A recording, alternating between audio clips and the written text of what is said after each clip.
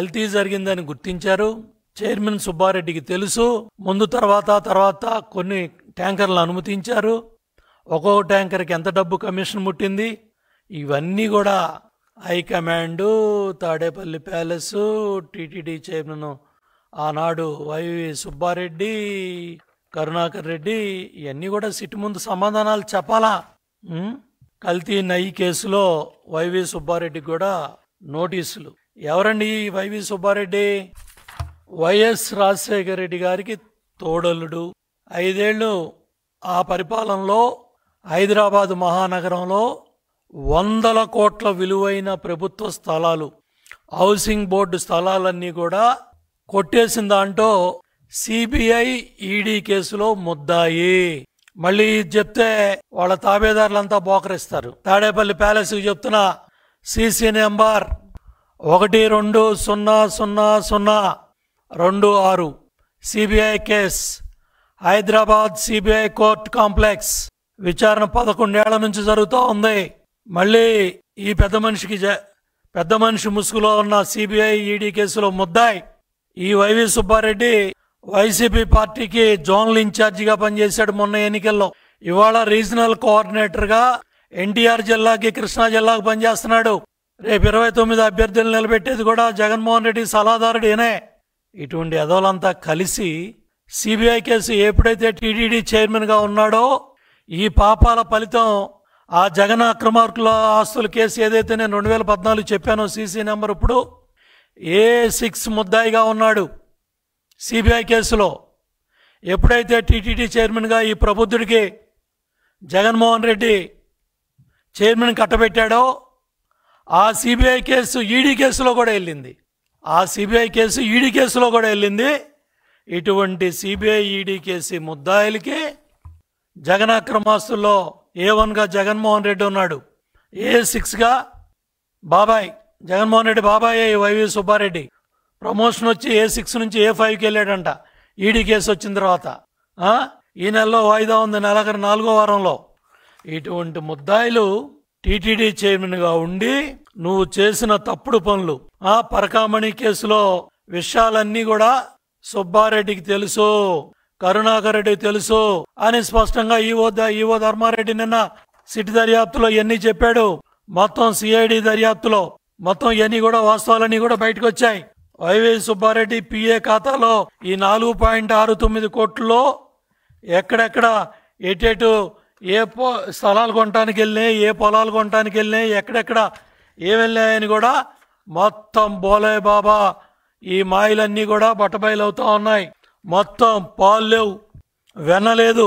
కానీ తాడేపల్లి ప్యాలెస్ జగన్మోహన్ రెడ్డి బాబాయ్ YV Subbareddy TT chairman గా పాలు లేకుండా, వెన్న తీయకుండా టన్నుల కొద్దీ కల్తీ నెయ్యి తయారు చేయించాడయ్యా. కల్తీ నెయ్యి తయారు చేయించి భక్తుల మనోభావాలు, విశ్వాసాలు దెబ్బతినే విధంగా గత 5 ఏళ్ల వైసీపీ పాలనలో స్వామి దగ్గరికి వెళ్ళొచ్చిన వాళ్ళు తిరుపతి లడ్డు తెస్తే పవిత్రంగా ఆ లడ్డుని 4 రోజులో 5 రోజులో వారం రోజులు కూడా ఇళ్లలో పెట్టుకుని తినేవాళ్ళు. కానీ 5 ఏళ్ల పరిపాలనలో ఆ లడ్డు ఒక వాసన రావటం కానీ, లేకపోతే ఆ పవిత్రతనే, వీళ్ళకి భయం లేదు, భక్తి లేదు. ఎందుకంటే దేవుడు అంటే ఒక భయం అన్నా ఉండాలి, భక్తి అన్నా ఉండాలి. రెండూ లేని వాళ్ళు వీళ్ళంతా కలిసి ఏ విధంగా ఎంత దుర్మార్గులు అంటే వీళ్ళు అక్కడ పేదవాడి దగ్గర నుంచి కోటేశ్వరుడు దాకా మహానుభావుడు ఎన్టీ రామారావు గారు పెట్టిన అన్నదానం మొదలుపెట్టిన దాని దగ్గరికి వెళ్ళి తింటారు. దాంట్లో కూడా ఈ దుర్మార్గులు రేషన్ బియ్యం పెట్టారండి. ఆ తినే అన్నంలో కూడా రాళ్ళు, రేషన్ బియ్యం.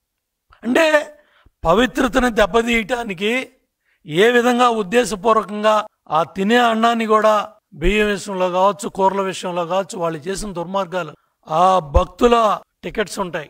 తాడేపల్లి ప్యాలెస్ కి రోజు ₹1 వెళ్ళాలా, 365 రోజులు రోజు ₹1. 5 ఏళ్లు ఇక అక్కడ బుకింగ్స్ కావచ్చు, రూములు బుకింగ్లు కావచ్చు, అన్ని కూడా కలిపి ఎన్ని వేల కోట్ల. నేను ఆ రోజుల్లోనే ప్రెస్ మీట్ పెట్టి ఇదే వేదిక మీద చెప్పాను, జగన్మోహన్ రెడ్డి వెంకటేశ్వర స్వామితో ఆటలాడుతున్నావు, వెంకటేశ్వర స్వామి దిగొస్తాడయ్యా, డిపాజిట్లు కూడా లేకుండా పోతారు మీరని చెప్పాను. దిక్కుమాలినతనంగా ఓడిపోతారని చెప్పాను. 11 సీట్లు పరిమితం అయ్యారు. ఆ బోలేబాబు మాయలో పాలు లేకుండా, వెన్న తీయకుండా పామాయిలు రసాయనాలతో కెమికల్స్తో నెయ్యి తయారు చేయించి ట్యాంకర్లో కొండకొస్తా ఉంటే అదే ప్రసాదాలకు వాడారంటే మీరెంత దుర్మార్గులయ్యా. ఉరి తీసినా పాపం లేదు ఈ దుర్మార్గుల్ని. మా భక్తుల మనోభావాలయ్యి, మా విశ్వాసాలయ్యి. ఏఆర్ శ్రీ వైష్ణవి డైరీలకు అదే సరుకు అక్కడి నుంచి అయ్యే సంస్థలో టీటీడీకి పంపించాయి. సుగంధ ఆయిల్స్ యజమాని మొత్తం అరెస్టుతో రిమాండ్లో ఈ పాపాలన్నీ కూడా రిమాండ్ రిపోర్ట్లో బయటకు వచ్చాయి. ఏం సమాధానం చెప్తుంది సాక్షి ఛానలు, నీ దిక్కుమాలిన సాక్షి పేపరు, నీ టిష్యూ పేపరు? ఏం ఇంకా సిగ్గు లేకుండా ఈ పాపాలన్నీ బట్టబయలైతే ఇంకా మీ పత్రికలో మీ ఛానల్లో సమర్థించుకుంటా మా మీద బురద జల్లుతున్న దుర్మార్గులారా. విచారణ జరిగేది ఎవరో సుప్రీంకోర్టు పర్యవేక్షణలో సిబిఐ సిట్ అధికారులు దర్యాప్తు చేస్తూ ఉంటే దాని మీద కూడా మీ దిక్కుమాల పేపర్లో మీ ఛానల్లో మా మీద బురద జల్లుతారా? మా నాయకుల మీద, మా బోర్డు మీద. లీటర్ పాలు కొనలేదు, పావు కిలో వెన్న తీయలేదు, 68 లక్షల కిలోల నెయ్యి సరఫరా చేశావు వైవి సుబ్బారెడ్డి, కరుణాకర్ రెడ్డి, ధర్మారెడ్డి. మీ పాపం తగలబడ. తాడేపల్లి ప్యాలెస్ ఏం చేసి వస్తారు ఈ 100,000 కోట్ల డబ్బులు? మనశ్శాంతి లేదా? ఈ పాపాలు ఒకటా రెండా? నెయ్యిని సరఫరా చేశారు, అంతా కల్తీయే. పలు రకాల నూనెలు, రసాయనాలు కలిపేసి దానికి నెయ్యనే కలరింగ్ ఇచ్చేశారు. ఆ నెయ్యి వాసన రావడానికి కలరింగ్ ఇచ్చేశారు. మళ్ళీ ఇదేదో మేం చెప్పింది కాదు స్వామి. సుప్రీంకోర్టు పర్యవేక్షణలో సిబిఐ భాగస్వామిగా ఏర్పడిన ప్రత్యేక దర్యాప్తు బృందం సిట్ చెప్తా ఉంది ఈ విషయాలన్నీ కూడా. జగన్మోహన్ రెడ్డి, సాక్షి ఛానల్, సాక్షి మీడియా బుద్ధి లేకుండా బాబాయ్ వైవి సుబ్బారెడ్డిని వెనకేసుకొచ్చి చిత్ర విచిత్ర కథనాలతో రోజు దుర్మార్గంగా ఇంకా సమర్థించుకునే కార్యక్రమాలు చేస్తున్నారు.